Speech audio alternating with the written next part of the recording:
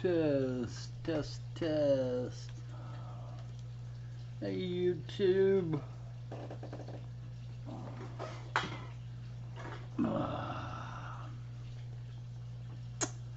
Once again, we're live on Saturday afternoon.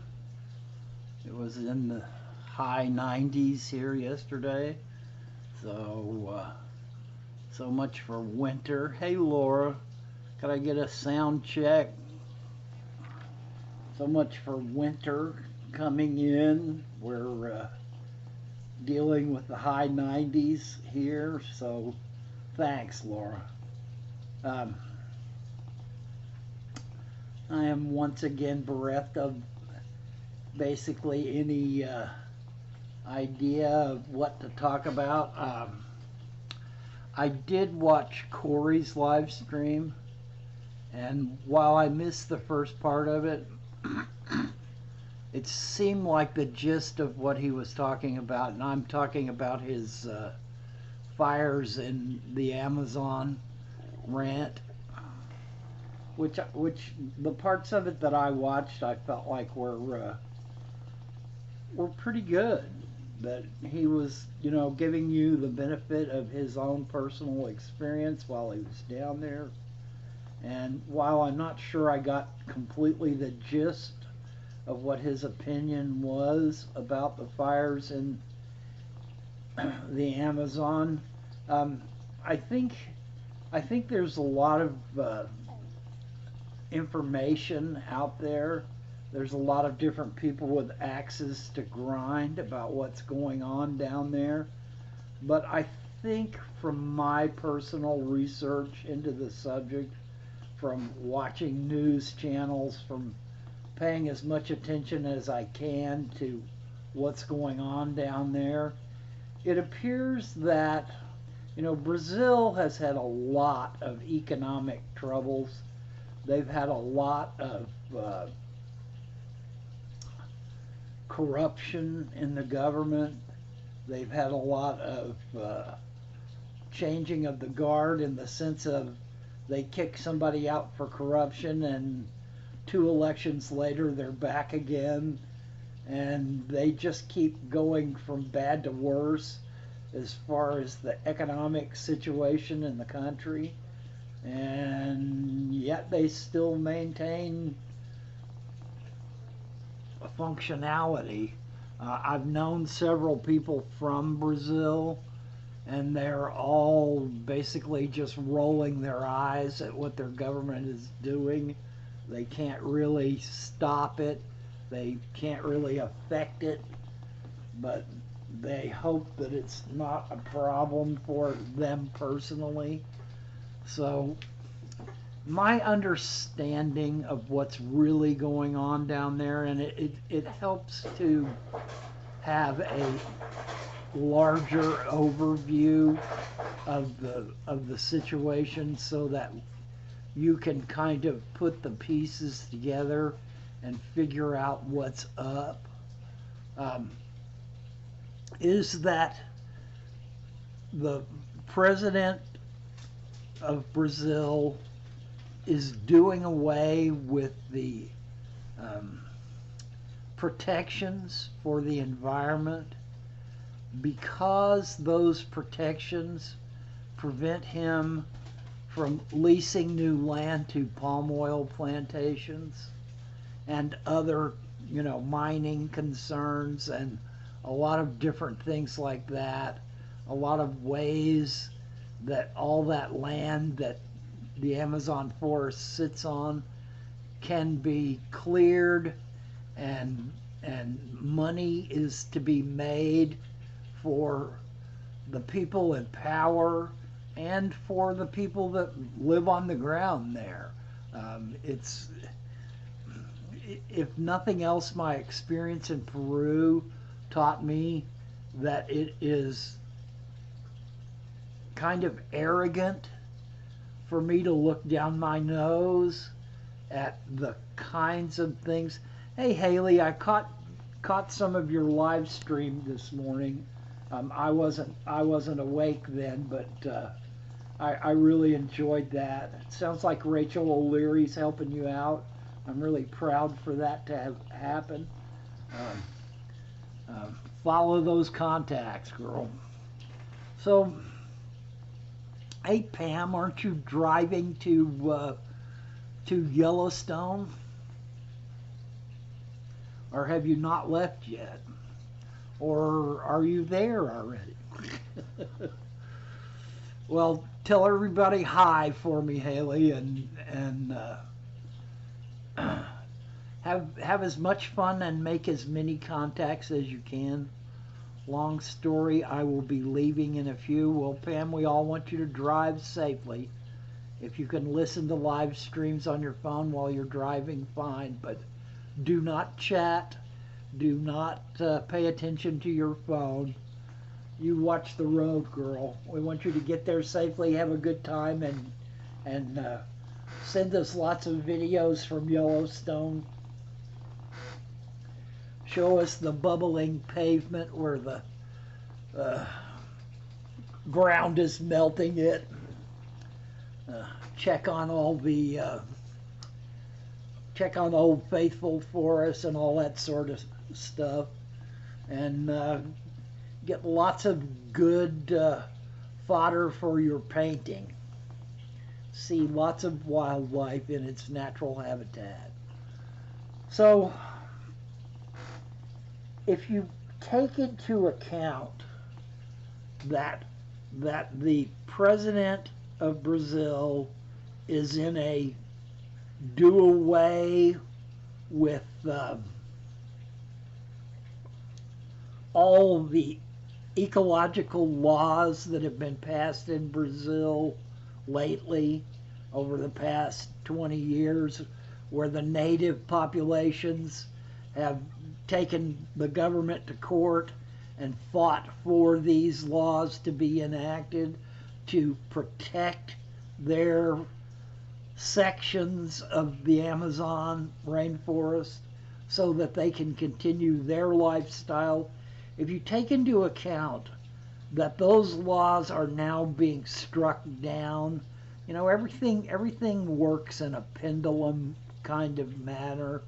It swings one way, and then the backlash from having swung so far to the ecological friendly side, then it swings back to the business side really hard, and that's pretty much how our world goes on. We swing from one extreme to the other. Sometimes it takes decades and decades for that swing to happen, and sometimes it takes a matter of hours for that swing to happen. And so basically what's going on right now in the politics and in the government of Brazil is that they want to make money and they need new income. And one of the ways they can do that is to sell or lease cleared land in the Amazon rainforest to mining operations, to palm oil plantations, but they have to have the land cleared. And so by removing these regulations and laws that have been enacted and loosening what can happen in the Amazon rainforest areas,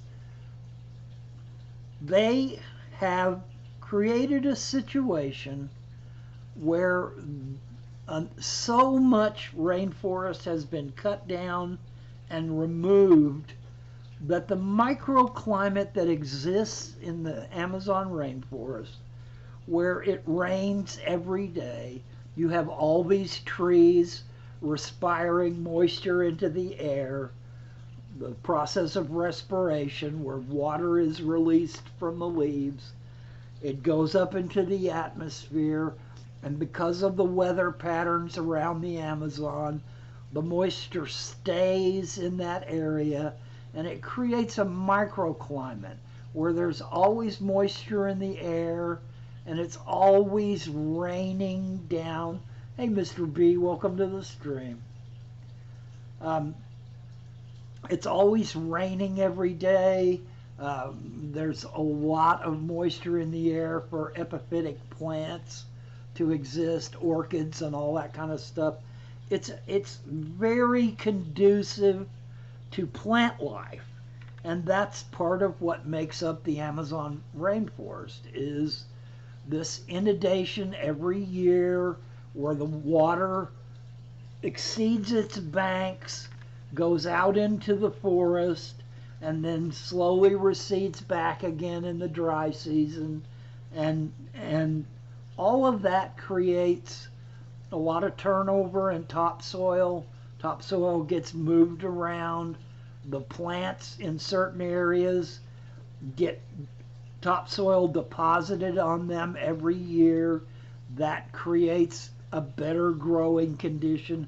And basically what we have in the Amazon is a microclimate that is conducive to plant life and plant growth. And so the forest grows like crazy. Well, when you start cutting down sections of that, when you start damming up rivers, when you start creating situations where less and less plant life is in that area, then the respiration of all that forest jungle stops. And then the water vapor that would be in the air normally is no longer there. And when that happens, it changes that microclimate, and there's no longer as much rainfall every day because there's less moisture being put into the air. So it's kind of a vicious cycle. You chop down the rainforest, and that makes less rainforest. Then if you add into this equation the normal operation of dirt farmers in that area who literally burn off land every year to renew the land, all that plant life that burns drops its nitrogen back into the soil, and that soil is enriched so that they can grow their crops. And it's much easier to just set it on fire and let it burn. They just burn their local area. They try to keep it within the boundaries of their, the area that they have cleared. And every year they do this as a process of renewal. Well, this year, what's gone on is that, and I don't know this for a fact, but it is reported and it is generally understood that the government is basically telling these farmers to burn as much as they can, to let the fires go out of control, and to burn as much of the forest around them as they can, because that creates more land that is now open and able to be leased to these other concerns, companies, mining, palm oil, and all the different ways that land in the Amazon is leased out to corporations for them to make use of. Well, it's got to be cleared first. So if you have a bunch of farmers burning their property and allowing that burn to go away from their property and into the wild forest, then suddenly you've burned out whole new areas that could be leased to these money-making operations that give money to the government and offer jobs to the people that live in those areas. Maybe not very many jobs, but some jobs. And like I said, my experience in Peru taught me one thing for sure, that those people live in such abject poverty that the idea that they are illegally gold mining for China is, on the one hand, terrible, it's destroying the environment because they do not use um, one of the ways that they get gold out of the minerals that they get out of the ground is they use mercury. And the mercury helps release the gold from the minerals it's trapped in, and it does it very quickly. And then the water that's run through it to leave the gold behind should be collected in a pond that does not go into a local waterway. That's how legal gold mining is done. And it's expensive to set up those ponds so that none of that water drains into the local waterways. Well, in China, in Peru, they're not doing that. They basically just pump water out of the streams to blow away the hillsides to get to the minerals that have the gold in them. Then they, right on the site, they use mercury, and then they to assay the gold out of the minerals, and then they run water over it to remove the mercury and the minerals that they don't want, and it leaves the gold behind. And that's how they get the gold out of the ground. But the water that has all that mercury in it runs right back into the stream again. It poisons the streams. The streams are full of mud, bright red clay mud that they've washed away the hillsides with. And then the mercury goes in as well. And the mercury kills fish. It kills reptiles. It kills birds. It kills the whole life cycle of the area in Peru.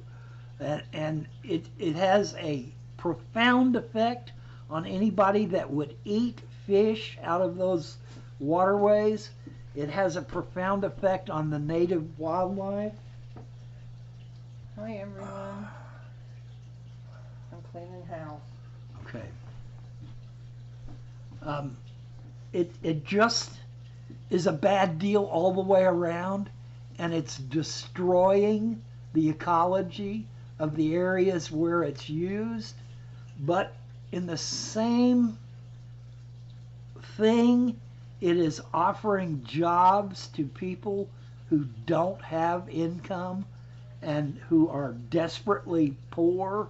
And so for me as an American to look down my nose at what's going on is really arrogant. I can't say to those poor people in Peru, you can't do this.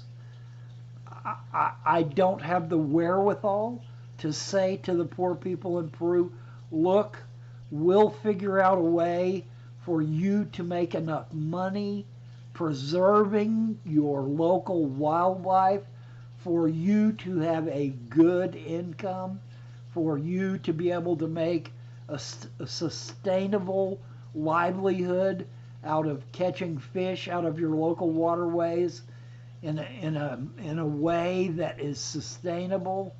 And so if you protect the waterways, you will make as much money as illegal gold mining or illegal timber farming. There just isn't the interest or the money available at this point for us to say that it is possible for this to happen. And so they are faced with either poverty or their normal regular jobs, or a job working for illegal gold mining, which makes them a lot of fast money and it does a lot of damage. But it's really tough to make a call on that, to say, no, this has to stop right now. You can't make this money. It's just impossible to say that. It's also impossible for it to continue and not wipe out all the local locations where all these fish are from, because they just slowly move around the countryside, blowing the tops off of hills and washing everything away, all the mud into the creeks, and then they dump mercury water into them as well. So in the rainforest in the Amazon, it's equally tough to make that call, for us to say that those people in the Amazon region in Brazil cannot do this and make extra money because we in the Western world have already destroyed our rainforest and our jungles and our oxygen producing natural world. So we don't want them to destroy the Amazon rainforest, because that's the only place in the world that's actually cleaning our air that we're all polluting. It's a really tough call to make, for someone to stand up and say this has to stop because of the situation on the ground in Brazil. You know, those farmers have a right to burn their local fields. They have a right to their normal operating, growing their crops and selling their crops and living off their crops. If they're going to make a little extra money by wink, wink, nod, nod, letting their fires burn out of control on top of the microclimate already being reduced to such a point that those rainforest areas close to them are no longer so wet that they can fend off a forest fire. It's really tough for us as arrogant Westerners to make that call, to say you're not allowed to do that. All the rest of us have destroyed all of our rainforests, but you can't destroy yours. You can't make money destroying yours. And so it kind of hangs in the balance. It kind of is impossible for us to say yay or nay. We complain, we moan and groan, because even though we've wiped out all of our natural air cleansing forests and timber regions, we don't want them to wipe out what little is left in the Amazon. But this is something that requires all people on the planet to get together and to decide that not only do we need to see to it that these places are not wiped out, that these pristine forests are not defoliated, but we need to set a good example by regrowing our own forests, by giving some value to the trees that clean our atmosphere of all the pollution we're creating. Hey Bob, welcome to the stream. It's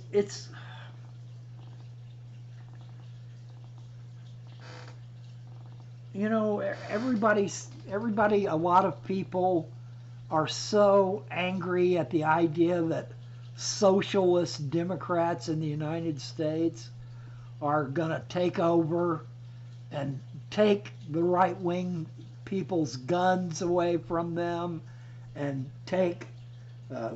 be tree huggers and take away good jobs from valid industry to make room for plant life to grow.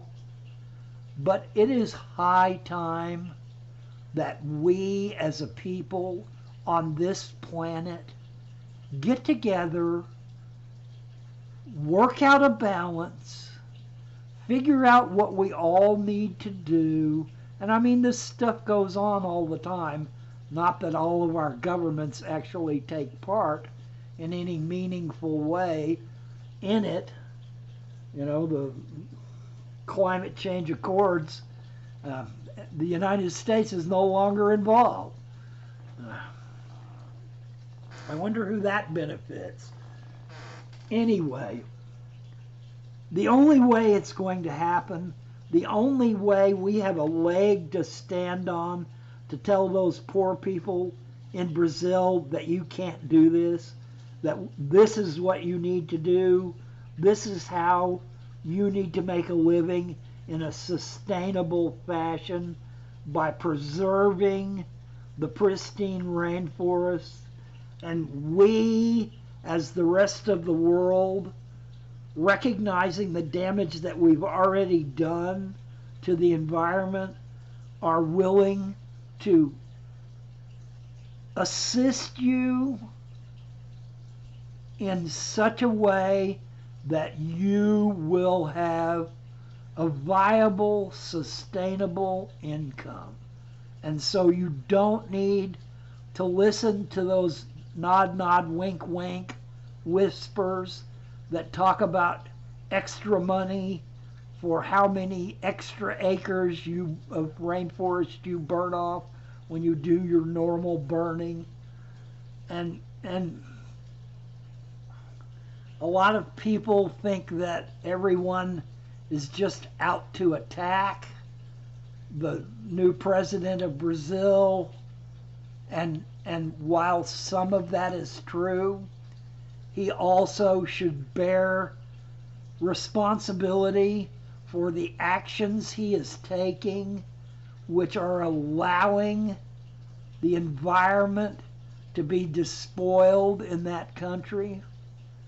And like I said, for us to have a leg to stand on, the whole planet needs to speak with one voice, with one responsibility, with one recognition of our own failings in this area, and that we need to do better ourselves before we can point a finger at others. But this is going to take a groundswell of epic proportions before anything like that can ever happen. It can't be a couple of rich people here and 20,000 at a rally. It's got to be 20 million at a rally and 500 million at a rally and 3 billion at a rally before it is going to become a reality in our world.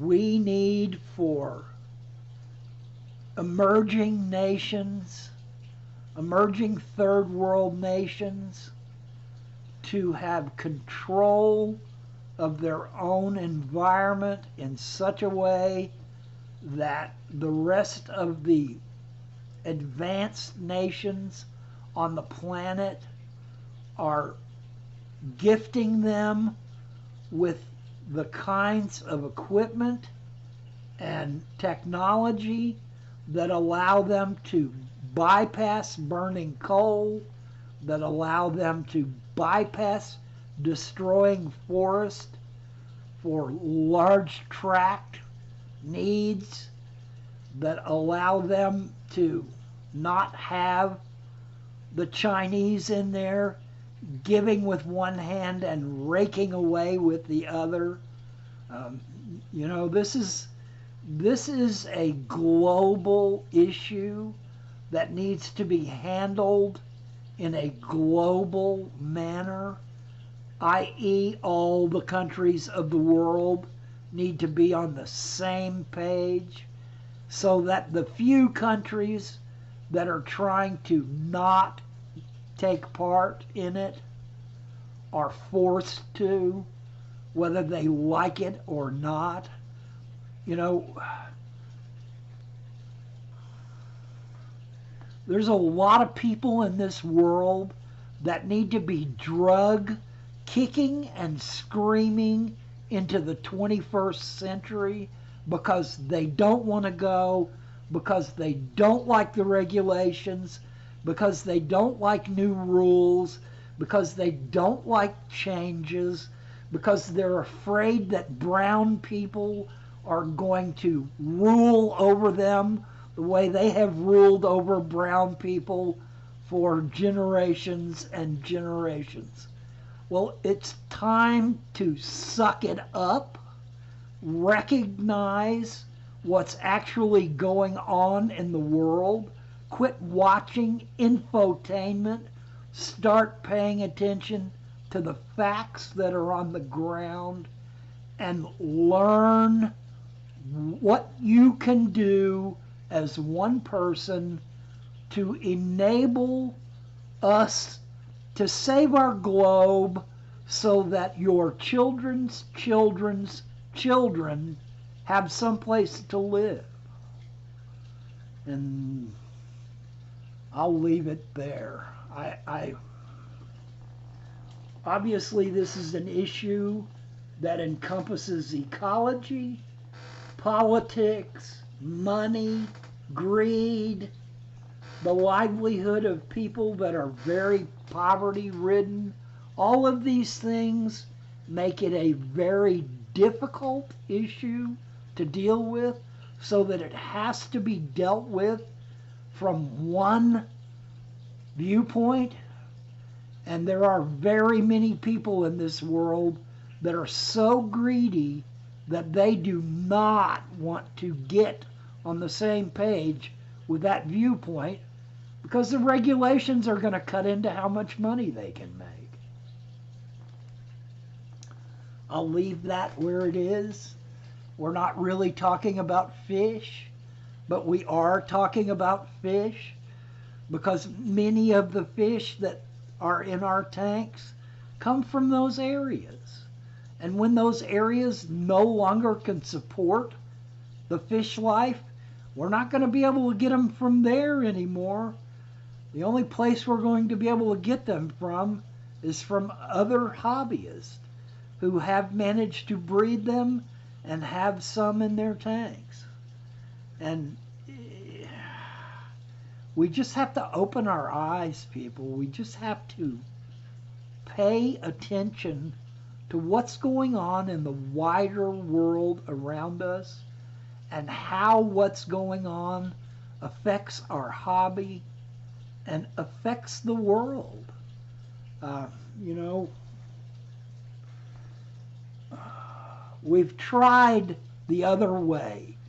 We've tried the way where we just continuously use the planet as an ATM machine and draw out endless resources and money and never put anything back. It doesn't work.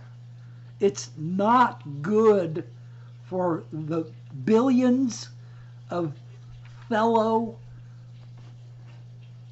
people on this planet. It's not good for the wildlife. It's not good for the environment. It doesn't work. It's killing the place we live. We've got to change it. How that change comes about, that's something as a planet that we can get together and work out the details on, work out the haves and the have-nots on, work out who makes money and who bites the bullet on. But it's got to be done. If it isn't done, we as a species will no longer exist on this planet, and none of the wildlife that we choose to keep in our tanks will exist anymore either. You know, you can say that that's scare tactics. You can say that I'm fear-mongering, but that's BS. I'm not fear-mongering. I'm telling you what's coming. What almost everyone that does actual research on this subject sees is coming. what we are beginning to feel every day by the weather conditions, the local weather conditions where we live, changing so drastically that we don't even recognize where we live anymore. It's no longer normal. It's no longer as it's always been. And we as a species need to wake up and smell the coffee so that we can begin to try and backtrack a little bit. Try and head off this impending disaster that we're creating. Sticking your head in the sand and acting like it doesn't have anything to do with me is no longer a viable option. It can't work. All right, guys. That's my answer to Corey's rant. And I'm not attacking Corey. I'm not trying to denigrate what Corey's experience was. Those are perfectly valid views that he has, and they should be part of the whole picture that we are trying to consider. But we need to get the real facts. We need to really understand what's going on before we can even say anything about the situation. So I've ranted and raved and taken up half of my time. If you guys have any fish questions or fish topics, I'd be more than happy to try to answer a question or give what little information I have in that direction. I'm sorry to rant. Sorry to take a progressive activist stance, but that's who I am. That's what I believe. That's how I honestly feel about the situation in our world. Right now, we can do something to change it. In a generation, we may not be able to do anything to change it. It may be gone so far that there's no turning back. And the tipping point is right here with us right now. It's not something that's off there in the future. It's here. It's today. You're looking at it.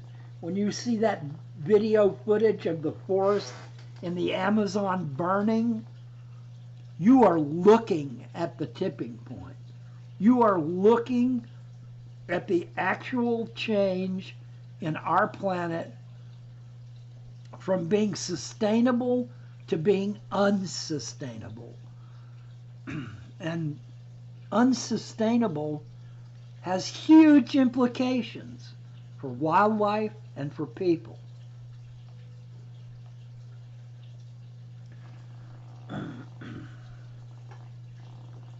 Castigate me for my beliefs, argue with me about the science, tell me what you really think, but wake up. Wake up and smell the coffee before the coffee hits you in the face.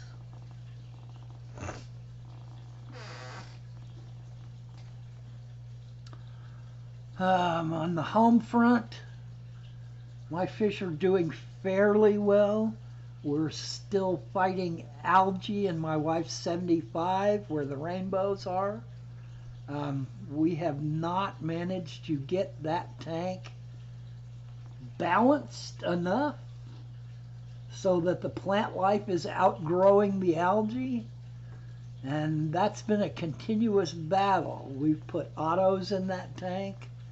We've put plecos in that tank, but we have just really not been able to get a handle on that tank.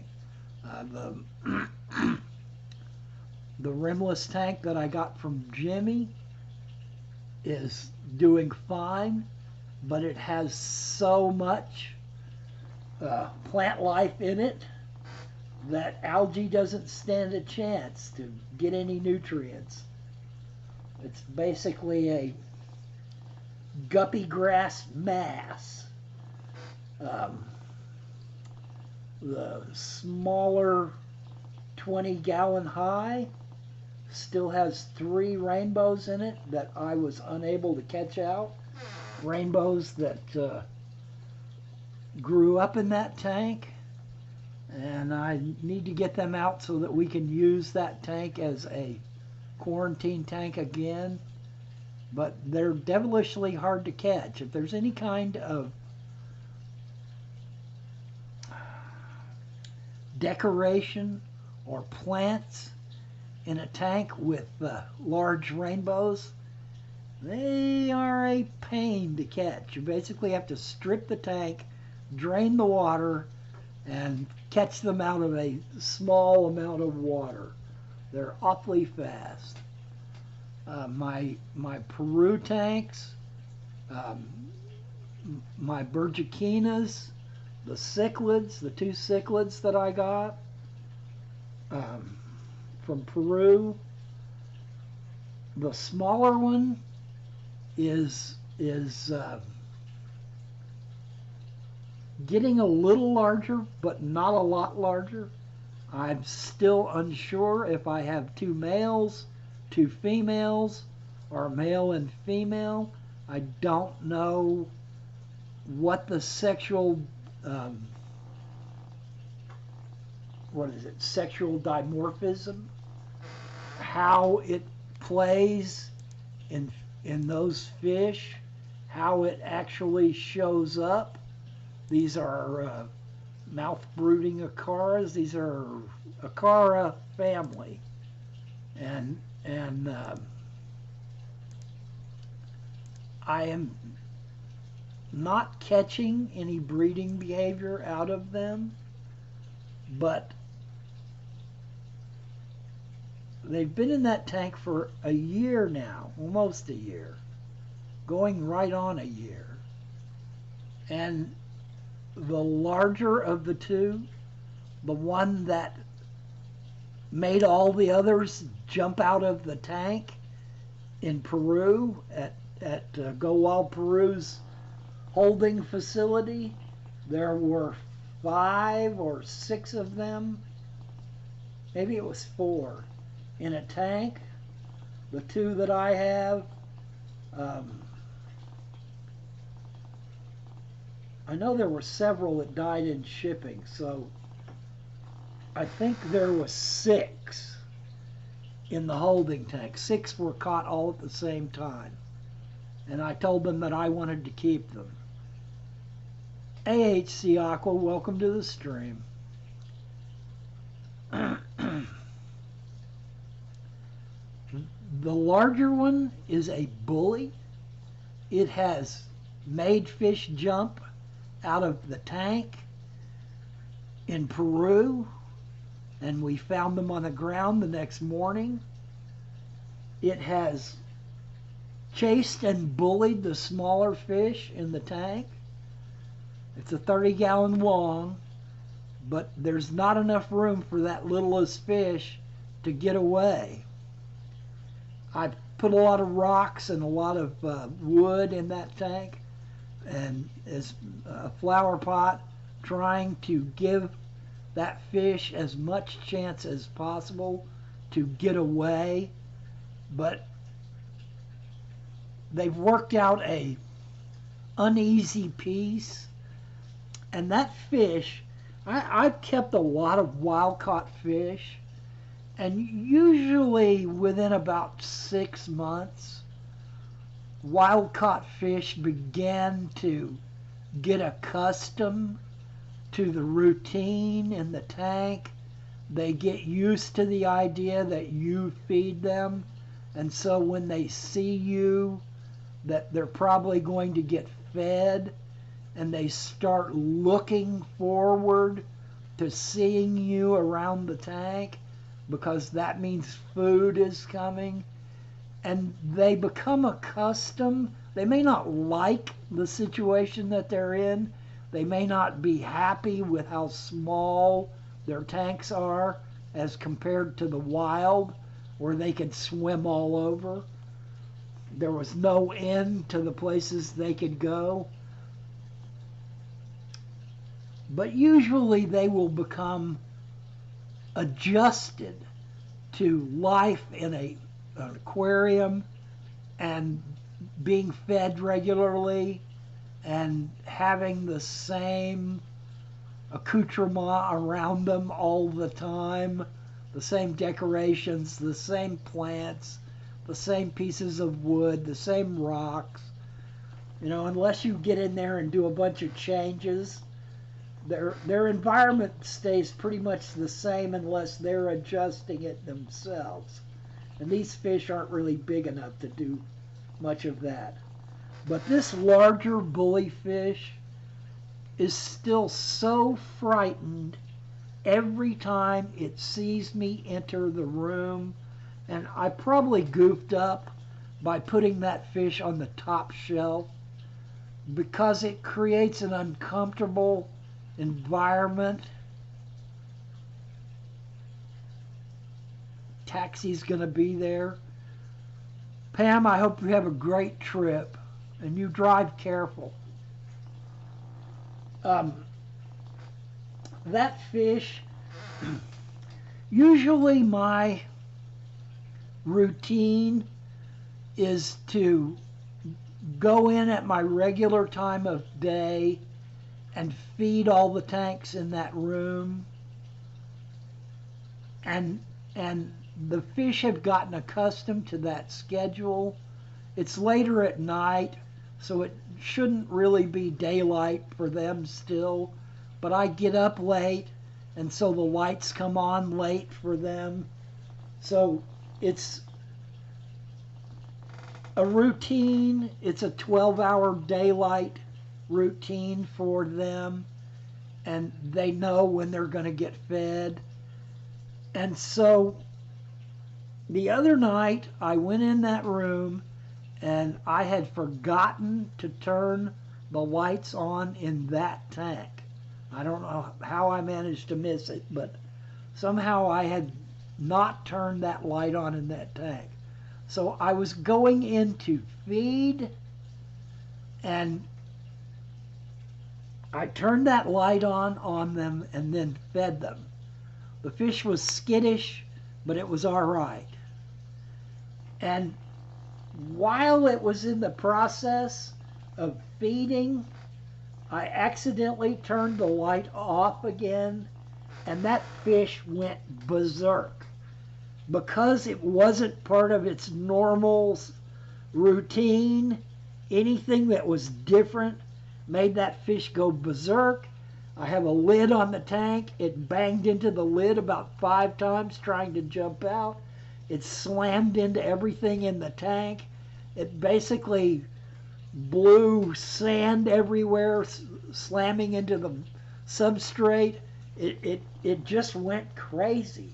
And I just have never had a fish before that was quite this mercurial in its behavior. It's a bully, it's mean, but it also does everything it can to freak out every time something happens in that tank. All right, guys. I'm pretty much done with what I have to offer. If anybody's got a question or an idea or a topic, I'll try to spend 10 minutes on that. Once again, I've pretty much just talked my way through the entire hour. You guys let me roll on without stopping me with questions or topics. That's usually what happens.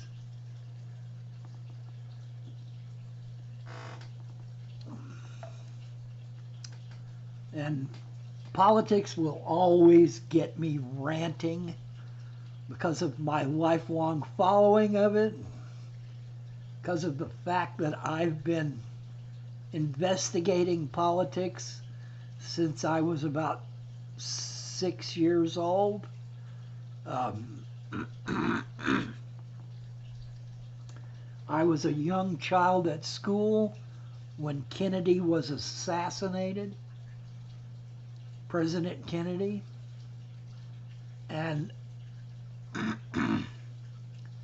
suddenly I realized that my world, my little closed in world of home and school, my parents and my friends, my parents' friends, which I felt like was my whole world, suddenly it became clear to me that incident like the President of the United States being assassinated was had a huge effect on my world. Something that up until that point I never even considered possible. And because of that, I became very interested in what was going on in the world around me very early, to the point of studying politics as a young child. When I was about 7, my uncle was a John Bircher. My uncle Jim, who has long since passed, was a John Bircher back in the 50s, and it just opened my eyes how passionate. Yeah, school closed. You're right, Bob. It was a huge deal. And that shocked me. I went home from seeing all that stuff on TV and watching my teacher react to it, and all of us kids feeling like, what's going on? And being sad at the same time. I went home to my mother in tears watching that same stuff on TV. And that just changed my whole paradigm. But my uncle was a John Bircher. Nobody probably remembers who John Birchers were, but they were passionate conservatives. And I got to spend a month or so riding around with him in his Volkswagen van, and we would go to a park and set up, open the doors of the van that had all the political messaging and all the pamphlets, and set up a card table with pamphlets on it, and people would walk by and Jim would talk to them, and I would just stand there and beam at how passionate he was about the things that he believed. At the time, I had no clue what we were really talking about, or who the people were that were involved in that. I just recognized his passion and how strongly he believed. And it took Jim about 20 something years to completely divorce himself from any conservative beliefs and become a libertarian. And after being a libertarian for a while, he gave up on that too and became a Democrat. And for most of my adult life, Jim was a staunch Democrat that I could commiserate with and talk politics with. And yet he was a staunch conservative in his youth. He believed it more than he believed that he deserved to breathe. And so I'm just trying to express to you the things that happened in my lifetime that led me to following politics so closely and studying what the end result of the different political systems and organizations actually are in the real world around us? How it is that what they say and what they do turns out when it's put into actual practice? You know, Marxism, communism, in its purest form, written down on a page, is probably the most perfect form of government that there is. Not that I believe in communism, not that I'm a Marxist, but if you just look on paper at what it entails and what it espouses, it's a perfectly wonderful thing that all the wealth is shared, that everyone has an equal say in what goes on.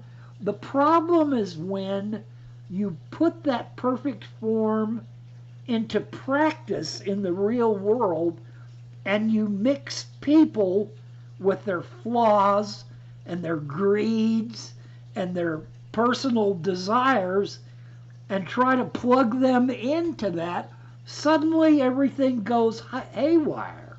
And people are doing without everywhere.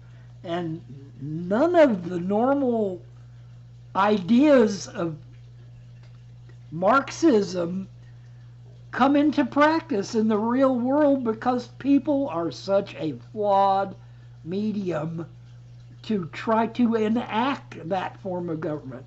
And I'm just saying that as an example of how you can watch what's said, the platforms of different organizations, independents, Democrats, Tories, Whigs, Republicans, conservatives, progressives, liberals. When you can look at what they say, what's written down on paper, and what actually happens when it's put into practice, and study those outcomes, then you can begin to decide what way is most likely to actually work. What form of government is actually going to do the most good for the most people? Not for the very few, not for the very rich. Those people don't need any help at all being rich. They're very good at it. They don't need the government helping them be rich. All right, guys, we're at the top of the hour. I've wasted the whole hour ranting about politics, ranting about someone else's rant, being salty, being commie, pinko, fag, liberal, progressive. The politics of my youth. All right, guys, I'm going to shut it down. We've talked very little about fish, and for that I apologize. I've just had this burning in my head for a while. All this rainforest stuff it's desperately important for us as a hobby, for us as hobbyists to pay attention and to understand what's going on in our world. All right, guys, good luck with your fish. Good luck with the rest of your weekend. Pam, have a great trip to Yellowstone. Haley, Lucas, good luck. I hope everybody that's at the Keystone Clash has a great time. There are some excellent speakers there. I hope you all enjoy yourselves. And even if it's 98 degrees where you are, winter is coming. So if you're in the northern hemisphere, so try to get ready. Try to winterize your house and your tanks so it doesn't catch you unawares all at once. Good luck, guys.